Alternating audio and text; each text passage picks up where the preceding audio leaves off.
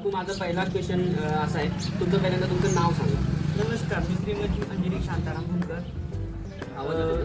समाजकार्याच्या प्रेरणेतून आणि आपल्या हातून काहीतरी दानधर्म व्हावे त्या माझ्या इस्टेटीचा स्वकष्टातीत आणि स्वप्रयत्नाने अतिशय त्रासातून ही इस्टेट जमा केली. वाढवत नाही.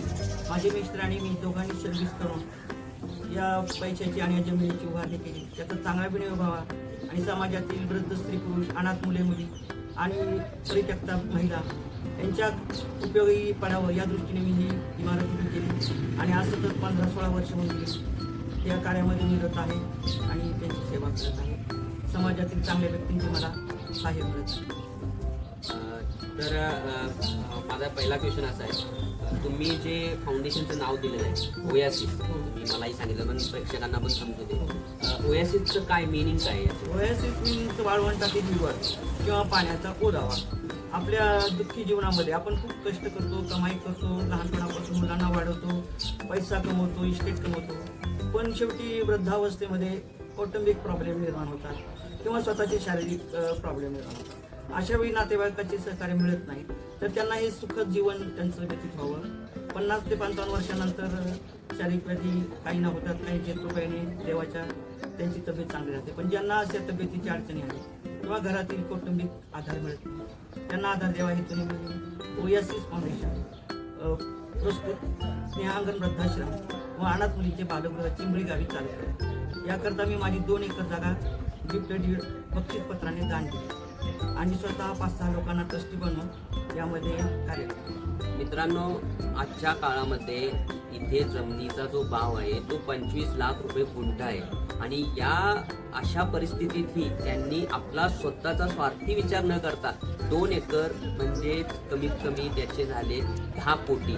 त्यांना त्यांचं आयुष्य सुखातही जगता आलं असतं, पण त्यांनी त्यांच्या विचारसरणीनुसार त्यांनी अनाथ आश्रमसाठी 2 एकर जागा दान केलेली आहे. तुम्ही इकडे पाहू शकता, साईडला मोठमोठ्या बिल्डिंग झालेले आहे. साईडला मोशीचा पूर्ण एरिया, नदीच्या साईडला आता पूर्ण प्राधिकरण एरिया आहे आणि या परिस्थितीने त्यांनी इतकं मोठं कार्य केलेलं आहे. खरंच मी का की तुमचं मनापासून म्हणजे माझ्या शब्द नाही की माणूस जिथे छोट्या छोट्या गोष्टी 1 रुपये माणसाला म्हणजे त्याला सुटत नाही आणि त्या काळात तुम्ही म्हणजे अशा वेळेस तुम्ही स्वतःचा विचार न करता तुम्ही समाजकार्य करता. खरंच खूप प्रेरणादायी आहे आणि इथून पुढच्या पिढीसाठी प्रेरणादायी आहे. तर आपण ना मला एक सांगा, आत्ता सध्या वृद्धाश्रममध्ये किती होत आहे? 12 महिला आणि 8 पुरुष आहेत आणि अनाथ मुलींचे बालगृहामध्ये 20 मुली आहेत. त्यांचं शिक्षण, आरोग्य आणि दररोजच्या जीवनातील सगळे प्रश्न आम्ही सोडवतो. निवासी व्यवस्था आहे. वृद्धांना सर्व फ्रीमध्ये देतो. चहा, नाश्ता, जेवण वगैरे 2 वेळेला जेवण, चहा, नाश्ता, संध्याकाळी थोडा खाऊ आणि संध्याकाळचा चहा आणि सर्व फॅसिलिटीज दिलेल्या आहेत. त्यांना गरम पाणी सर्व बसवलेले आहे टाकी. जेव्हा काही अडचण होते तेव्हा हिटरने पाणी तापून देतो. बेड, बाथरूम, संडास, लाईट सर्व आधुनिकरित्या बनवतो. त्यांचं जीवन सुखावह करण्याचा प्रयत्न केला आहे. समाजातील चांगल्या व्यक्तींनी मला सहकार्य दिलेलं आहे.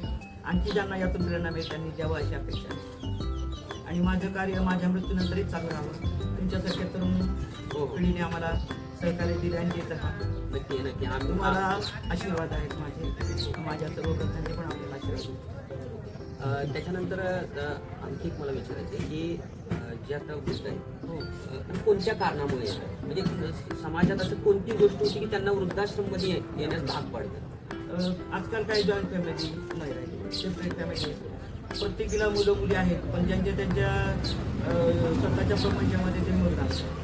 त्यांच्याकडे लक्ष द्यायला पाहिजे किंवा काही सुनांचे आपल्या सासवाची वैयक्तिक प्रॉब्लेम निर्माण होतात, घरातील फॅमिलीचे प्रॉब्लेम होतात, त्यांचे आजारपण आणि त्यांच्या काही अडचणी असतील किंवा त्यांना काही गोष्टी हव्या असतील, त्यांच्या स्वतःच्या पाय दुखणे, चष्मा किंवा दात बसवणे याकडे लक्ष दिलं जात नाही किंवा किरकोळ गोष्टीत खाण्यापिण्यावरून सुद्धा कधी कधी वाद होतात. शाब्दिक वादातून मनस्ताप आणि तो मनस्ताप टाळण्याकरता आणि शांत जीवन जगण्याकरता येते. आणखी जे आता मुलींचं जे आश्रम ते कोण बघतं? ते पण मी स्वतः तिथे अध्यक्ष आहे आणि एक संचालक मंडळ नेमलेलं आहे, भागवत बदामी म्हणून आहे, ते आमचे संचालक आहेत आणि त्यांच्या माध्यमातून आणि समाजाच्या माध्यमातून आम्ही आश्रम चालवतो. तिथे एक अधीक्षका 24 तास नेमलेले आहेत आणि 2 कर्मचारी. आश्रम चालवताना तुम्हाला कोणत्या अडचणी येत आहेत का? म्हणजे नक्कीच येत असतील, पण अशा कोणत्या गोष्टी जास्त म्हणजे तुम्हाला कधी कधी असं वाटत असेल की खूपच आपलं म्हणजे जास्त डिफिकल्टी झाल्या त्याच्यामध्ये, अडचणी आल्या? अडचणी तर आतापर्यंत खूप आल्या, कोरोनाच्या काळात भरपूर आल्या. आता थोडं मला रुटीन आहे असं वाटतंय. आणि माझं स्वतःचं सर्व जे काही व्यय आहे आणि आता जो माझे आय आहे मी तेच व्यय करतो, तेच खर्च करतो. आणि समाजातील लोकांच्याकडून काही अडचणी सोडवतो, ते भेट द्यायला येतात. तिथे वाढदिवस, लग्नाचे celebration, death anniversary, wedding anniversary आणि काही अशा सहोदरी त्यातूनही काही थोडंफार मला मदत होते आणि त्या मदतीतून मी चालतो. मित्रांनो, मी काकूंच्या बद्दल थोडं सांगतो. काकू या सेंट्रल गव्हर्नमेंटला पोस्ट ऑफिसला सर्व्हिस त्यांनी कंप्लीट केलेली आहे आणि त्याच्यानंतर त्यांचा जो PF असेल किंवा त्यांची जी काही इन्कम असेल, तो जो पेन्शन वगैरे या सगळ्या गोष्टी त्या सगळ्या ह्या इथं आश्रममध्ये जातात. काकू तुम्ही जरा सांगू शकता? हो, तुम्ही म्हणता ते अगदी खरं आहे. कारण माझ्या वैयक्तिक गरजा अशा काही नाही. वैयक्तिक हाऊसफुल्स अगदी पूर्वीपासून नव्हती, आता तर त्यामुळे मोहमय जीवन त्याचं त्याग केलं आहे. तेव्हा समाजातील या लोकांच्या करता चांगलं कार्य करून कार्यरूपाने हे आपला जो वृक्ष लावला आहे त्याचा सुगंध पसरावा ही मला अशी आशा. यासाठी माझे आईवडील, माझे बहीण भाऊ आणि माझे पती या सर्वांचे मला आशीर्वाद व सहकार्य आहे. माझ्या वडिलांचे नाव पंचलाल मारुती साखरे आहे. तर त्यांच्या स्मृतीप्रित्यर्थ माझ्या भावाने 60 लाख रुपयाची मला मदत केली. त्यातून मी structure उभं केलं. आणि माझ्या स्वतःच्या PF फंडातून जे पैसे माझी रक्कम जमा झाली त्यातून मी हे थोडं सुखसुविधा व बिल्डिंग उभारली आणि त्यातून रोजचं यांचं जीवन सुखमय करण्याचे दुसरा एक क्वेश्चन आहे.